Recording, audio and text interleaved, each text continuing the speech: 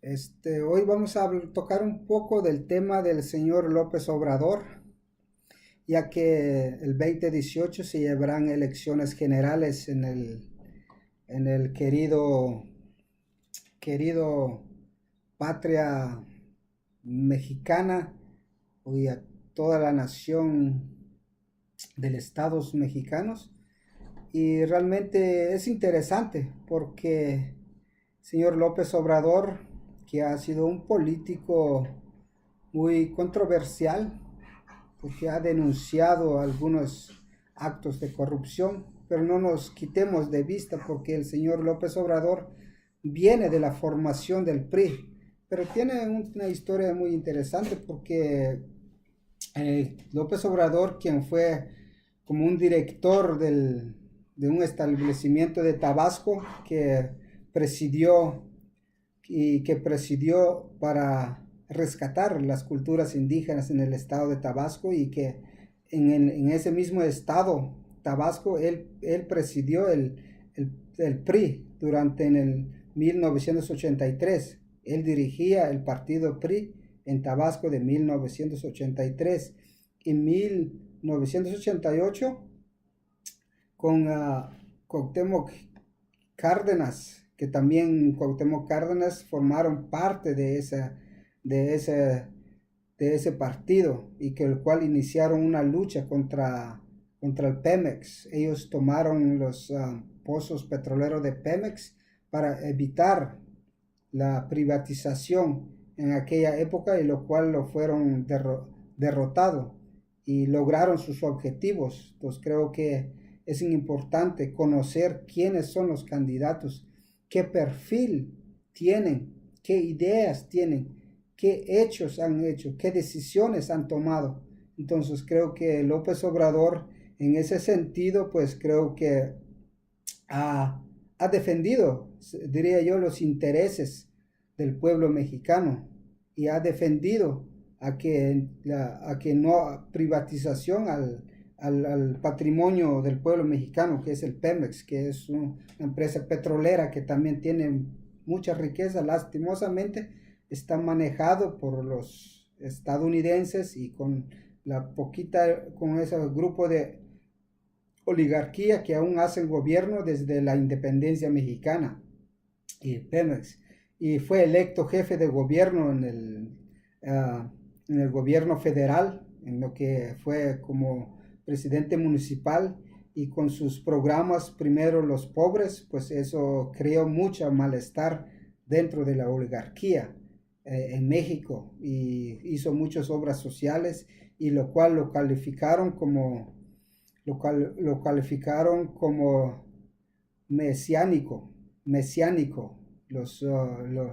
La oligarquía mexicana lo calificó a López Obrador como con ese programa que él puso primero los pobres y dijeron que era un programa mesiánico y el 5 de diciembre perdió contra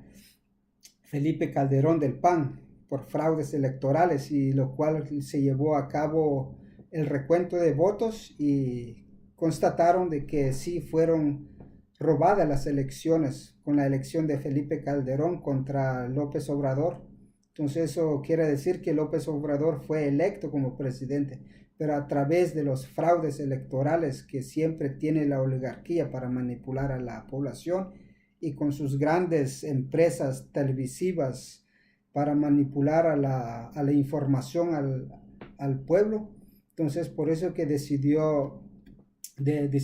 que Felipe Calderón fuera presidente, y pues López Obrador luchó y hizo algunas denuncias, pero no fue suficiente, ya que pues es difícil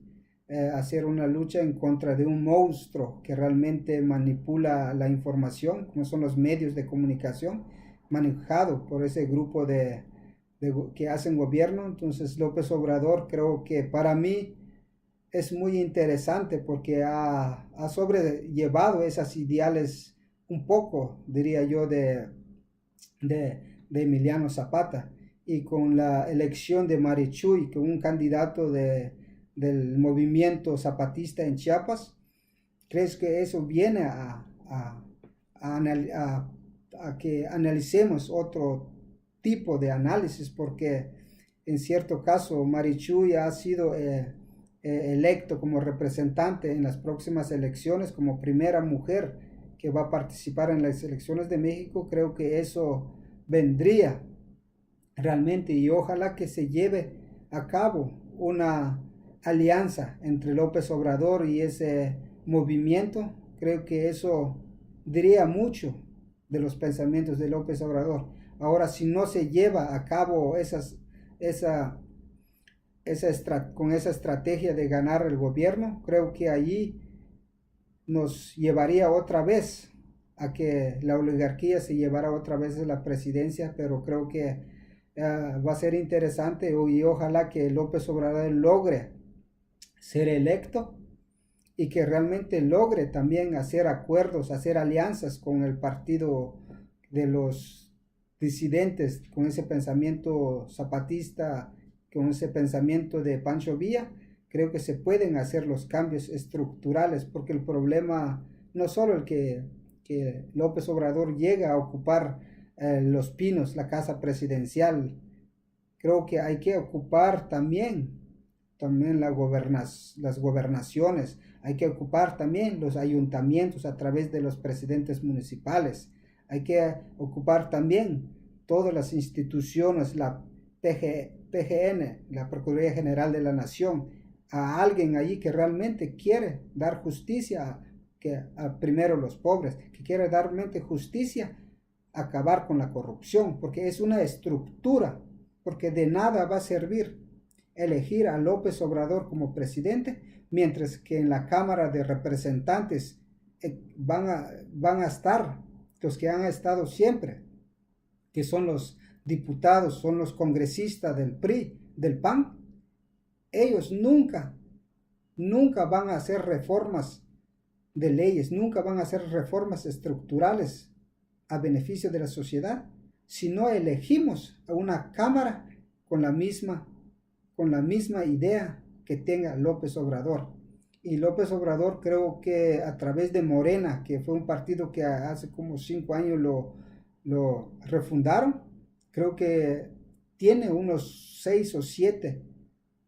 asambleístas en la Cámara de México. Entonces creo que hay mucho que analizar, sobre todo en el tema político, elecciones, de cómo ganar elecciones y cómo hacer un gobierno. Hacer un gobierno a través de que todos los mismos personajes que sean electos tengan la misma idea del presidente, porque si solo el presidente elijan en la presidencia y no elijan en las cámaras, en las gobernaciones, en los presidentes municipales, creo que de nada va a servir tener un presidente con esa idea y no tener una estructura a nivel de estados, a nivel local. Creo que eso también lleva a no cumplir las promesas que se prometen en los tiempos de elecciones, y por lo tanto yo dejo con ese pequeño reflexión a los paisanos, a los mexicanos, que realmente votemos por el cambio y analicemos realmente a dónde queremos,